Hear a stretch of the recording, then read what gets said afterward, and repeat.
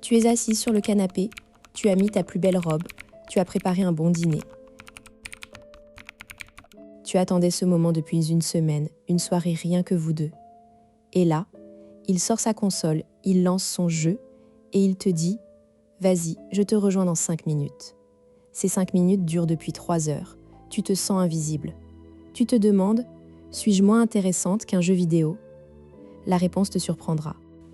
Ce que tu vis n'est pas un manque d'amour. C'est un mécanisme psychologique puissant que les chercheurs appellent l'évitement émotionnel. Et quand tu comprends ce mécanisme, tu cesses de le prendre personnellement. Tu passes de la colère à la stratégie. Dans cette vidéo, tu vas découvrir pourquoi il se réfugie dans ces jeux, comment décoder ces signaux et surtout, que faire, concrètement, pour inverser la dynamique sans perdre ta dignité. Le discours ambiant te dit qu'un homme qui préfère les jeux vidéo est immature, qu'il ne t'aime pas assez ou que tu dois t'imposer. On te conseille de lui faire une scène, de cacher la console ou de le quitter. Ces conseils sont toxiques, car ils ignorent le vrai problème. Le vrai problème, ce n'est pas le jeu. Le vrai problème, c'est ce qu'il fuit. D'après une étude de Bradshaw et ses collègues, publiée en 2017, l'évitement émotionnel est une stratégie que les personnes utilisent pour ne pas ressentir des émotions inconfortables. Et devine quoi ? Les hommes, socialement, ont moins appris à gérer leurs émotions. Alors, quand un homme ressent de la pression dans la relation, une dispute non résolue, une demande d'engagement, une vulnérabilité, le jeu vidéo devient son refuge. Ce n'est pas toi qui le fuis, c'est l'inconfort émotionnel. La console, c'est une bouée de sauvetage, pas un rival. Prenons un exemple concret. Jérôme, 34 ans, architecte à Lyon. Il vit avec Camille, 31 ans, chef de projet marketing. Ils sont ensemble depuis 5 ans. Camille se plaint que Jérôme passe ses soirées sur City Skylines, un jeu de construction de ville.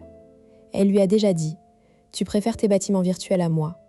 Lui répond « Mais non, j'ai besoin de décompresser. » Chaque soir, le même rituel. Camille s'énerve, Jérôme se renferme, puis joue plus longtemps par culpabilité. Le cercle vicieux s'installe. Un jeudi soir, Camille décide de ne pas se fâcher. Elle s'assoit à côté de lui sans rien dire. Au bout de 20 minutes, Jérôme lui demande « Ça va ?» Elle répond doucement « Je me sens seule parfois quand tu joues. Mais je ne veux pas te priver de ton plaisir. Je voudrais juste qu'on trouve un équilibre. » Là, Jérôme pose la manette. Il lui dit « Moi aussi, je me sens seule. Quand on se dispute, je ne sais pas comment gérer. Alors je me réfugie là-dedans. » Camille vient de briser le mur. Elle a transformé l'affrontement en connexion. Le lendemain, ils fixent ensemble des règles. 1 heure de jeu maximum par soir, après avoir passé du temps ensemble. Et 1 fois par semaine, Camille joue avec lui, où il lui montre ses constructions. Résultat, Jérôme joue moins, mais il en profite plus.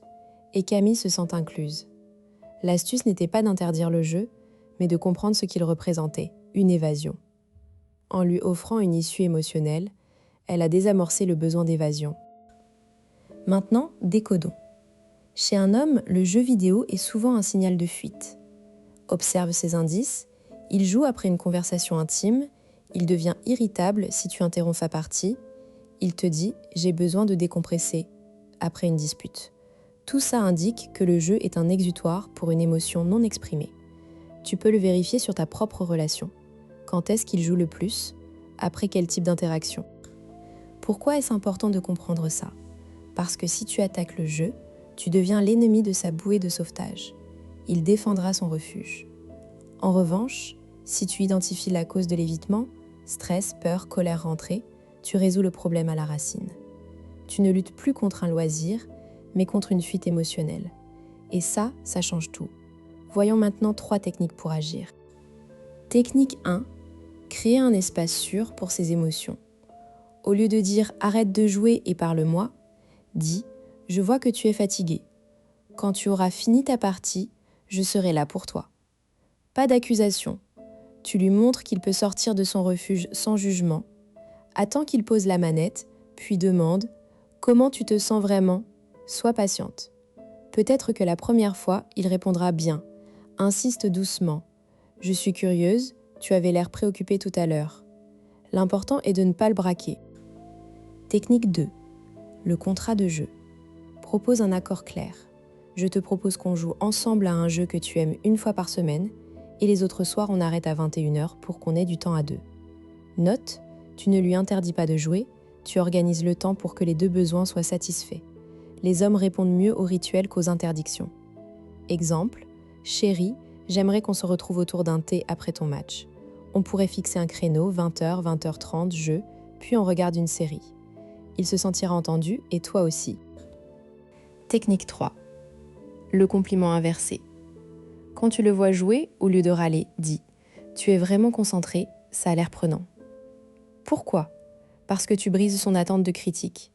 Il se sent validé dans son plaisir. Ensuite, ajoute « Ça me donne envie d'apprendre à jouer si tu veux m'apprendre un jour ». Tu crées une passerelle vers son monde. Peut-être qu'il n'acceptera pas tout de suite, mais ton ouverture le déstabilisera positivement. Souvent, il te proposera lui-même de faire autre chose après. Tu vas me dire « Mais moi, je n'ai pas envie de jouer, ce n'est pas mon truc ». Tu n'es pas obligé. Le but n'est pas de devenir joueuse, mais de montrer que tu respectes son espace. Tu peux aussi l'inviter dans ton loisir. J'aimerais qu'on cuisine ensemble, comme tu fais ta partie. Autre objection. Tu crois que ça marche si on a déjà eu des disputes violentes ? Oui, mais il faut d'abord apaiser. Si la relation est très conflictuelle, ces techniques sont à appliquer après une phase de décompression. Fais un pas de côté, respire, puis propose la technique du contrat. La solution n'est pas dans le combat contre la console. Elle est dans la compréhension que ce n'est pas un rejet de toi, mais une difficulté à gérer l'émotion. Tu es plus forte qu'un jeu vidéo. Tu es un être humain. Et quand il choisira de poser la manette pour être avec toi, ce sera un choix libre, pas une obligation. Et ça n'a pas de prix. Abonne-toi pour plus de décryptage psychologique. Active la cloche et partage cette vidéo à une amie qui en a besoin.